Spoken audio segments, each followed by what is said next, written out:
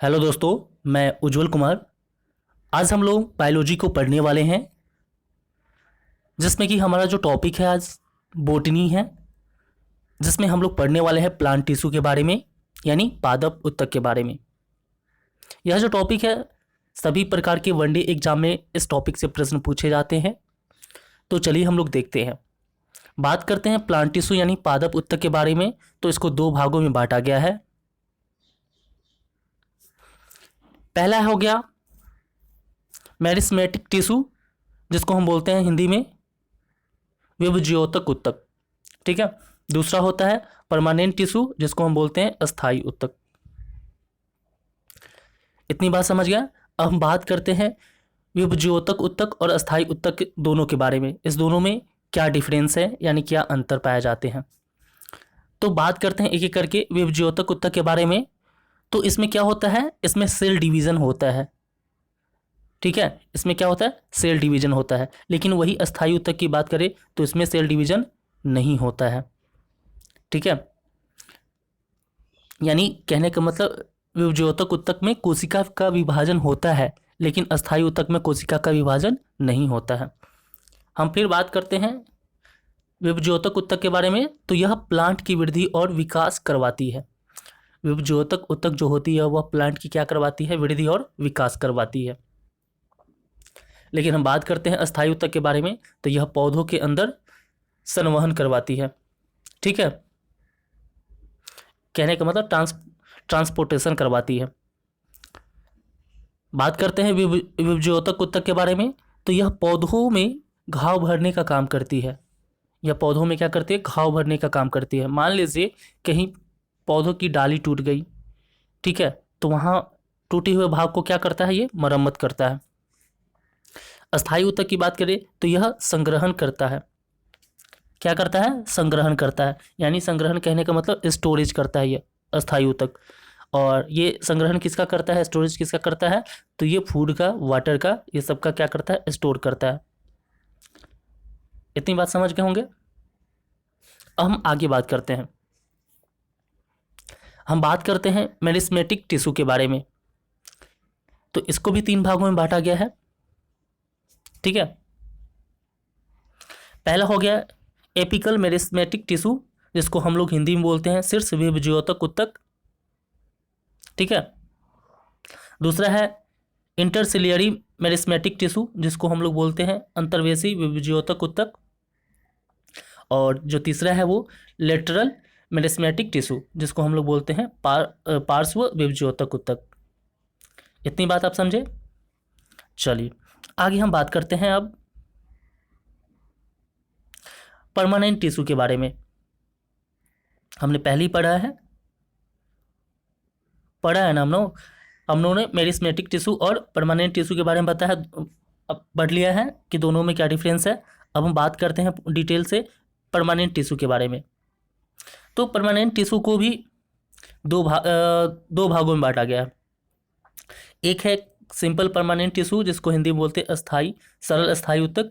और दूसरा है कॉम्प्लेक्स परमानेंट टिश्यू, जिसको बोलते हैं जटिल अस्थायी उत्तक। अब बात करें तो सिंपल परमानेंट टिश्यू को भी तीन भागों में बांटा गया है, और जटिल अस्थायी उत्तक यानी कॉम्प्लेक्स परमानेंट टिश्यू को भी दो भागों में बांटा गया है। तो पहले हम बात कर लेते हैं सरल अस्थायी उत्तक के बारे में। तो इसमें क्या क्या आता है, इसके बारे में थोड़ा देख लीजिए।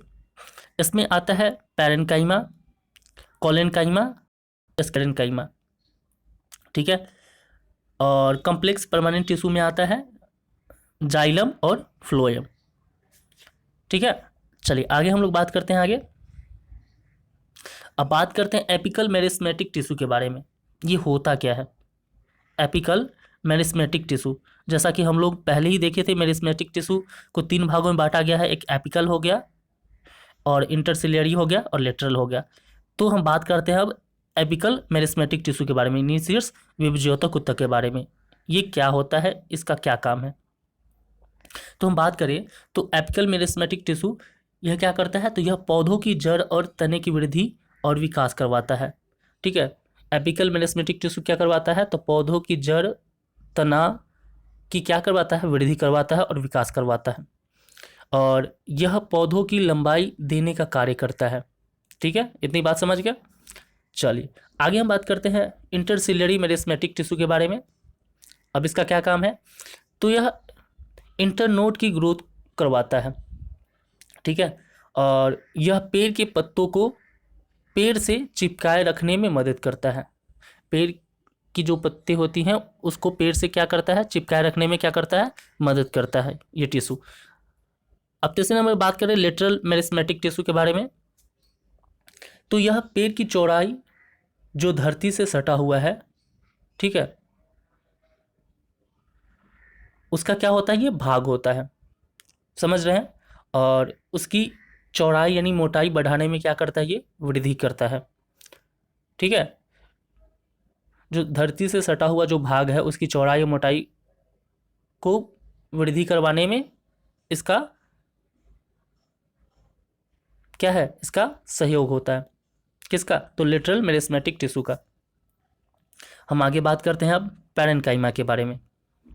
जैसा कि हम लोग पहले ही पढ़ा था, तो पैरेन्काइमा का क्या काम है, तो यह स्टोरेज यानी भंडारण करने का काम करता है, एग्जाम्पल के तौर पे फूड और स्टार्च का, ठीक है।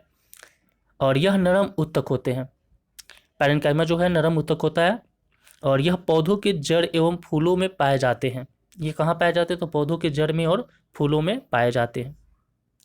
आगे हम बात करते हैं पैरेन्काइमा के सेल के बीच स्पेस ज़्यादा होती है। पैरेन्काइमा के सेल के बीच यानी पैरेन्काइमा की कोशिकाओं के बीच क्या होती है, स्पेस ज़्यादा होती है।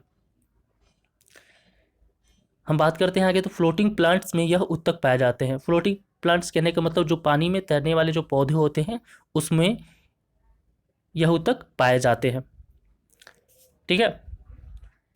आगे हम बात करें तो यह प्रकाश संश्लेषण की क्रिया में भी सहायक होते हैं। कौन, किसके बारे में बात करें, तो पैरेन्काइमा के बारे में बात कर रहे हैं। तो ये जितनी भी बात हमने बोला किसके बारे में, तो पैरेन्काइमा के बारे में। तो इतनी चीज़ें आप समझ गए होंगे। चलिए आगे हम बढ़ते हैं। पैरेन्काइमा के बाद हम लोग देखते हैं किसको, कोलेनकाइमा को। तो इसका क्या काम है, तो यह पौधों में लचीलापन देने का काम करता है और यह पौधों को सीधा रखने में भी सहायक होता है। कौन, कोलेनकाइमा, ठीक है। तीसरे नंबर पर बात करते हैं हम लोग स्क्लेरेनकाइमा के बारे में। तो इसका क्या काम है, तो यह पौधों के सबसे कठोर हिस्से में पाया जाता है और इसका काम पौधों को सुरक्षा देना होता है और यह सीड की बाहरी परत को भी बनाने का काम करता है, ठीक है। बीज जो होता है, बीज की जो बाहरी परत होती है उसको बनाने का यह काम करता है। चलिए अब बात कर लेते हैं जाइलम के बारे में। तो यह क्या करता है,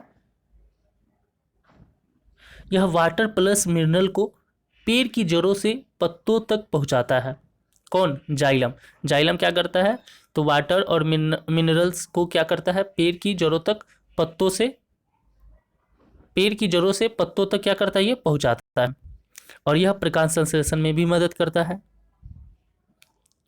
और इसका जो डायरेक्शन होता है अपवर्ड डायरेक्शन होता है, यानी ऊपर की ओर काम करता है, नीचे से ऊपर की ओर यह काम करता है। अब हम बात करते हैं फ्लोएम के बारे में। तो ये क्या करता है, तो यह फूड को ट्रांसपोर्ट करता है। फूड को ट्रांसपोर्ट कैसे करता है, अपवर्ड और डाउनवर्ड दोनों करता है, यानी जड़ से तने की ओर ले जाएगा और तना से जड़ की ओर ले जाएगा। तो ये अपवर्ड और डाउनवर्ड दोनों तरह से ये काम करता है, ठीक है। चलिए अब बात करते हैं जाइलम के बारे में थोड़ा। तो जाइलम यह 3 प्रकार के कोशिकाओं से मिलकर बने होते हैं। जाइलम जो है वो 3 प्रकार के कोशिकाओं से मिलकर बने होते हैं और वो 3 प्रकार की कोशिकाएं कौन होती हैं उसके बारे में देख लेते हैं। तो पहला होता है जाइलम पैरेन्काइमा, जो कि ये लिविंग सेल होता है यानी जीवित कोशिका होता है। दूसरा होता है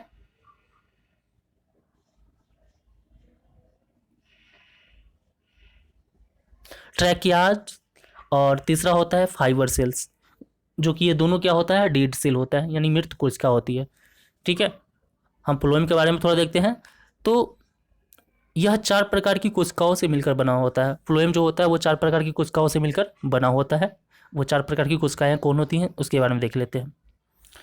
तो एक होता है साइव ट्यूब्ड सेल, दूसरा होता है कंपेनियन सेल जिसको संयोजी ऊतक बोलते हैं, और तीसरा होता है फ्लोएम पैरेन्काइमा, और चौथा होता है फ्लोएम फाइबर सेल्स, ठीक है।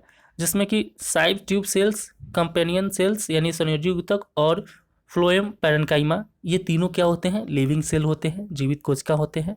लेकिन फ्लोएम फाइबर सेल्स ये क्या होती है? मृत कोशिका होती है।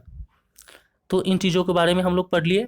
तो आज का जो टॉपिक था हमारा, कौन सा टॉपिक था? प्लांट टिश्यू था, जो कि प्लांट टिश्यू के बारे में पूरी तरह से हमने इस वीडियो में कवर कर लिया। अगर इससे प्रश्न बनते हैं तो आप आसानी से किसी भी एग्जाम में प्रश्नों को हल कर सकते हैं। मैं सिर्फ अभी सब्जेक्टिव टाइप का क्वेश्चन करवा रहा हूँ, क्योंकि आपका बेसिक जब कंप्लीट हो जाएगा तो आप ऑब्जेक्टिव क्वेश्चन इससे खुद पर खुद बना लेंगे। और मैं हर एक सब्जेक्ट का, जितने भी मैं विषयों का वीडियो आपके पास ला रहा हूँ, उन सभी विषयों का भी ऑब्जेक्टिव लेकर आऊँगा प्रीवियस ईयर का, जो कि आपको पता चल जाएगा कि किस टॉपिक से कैसे प्रश्न पूछते थे और किस प्रकार से प्रश्न बनते हैं और किस प्रकार से प्रश्न आएंगे भी। तो चलिए मिलते हैं अगले वीडियो में, तब तक के लिए धन्यवाद।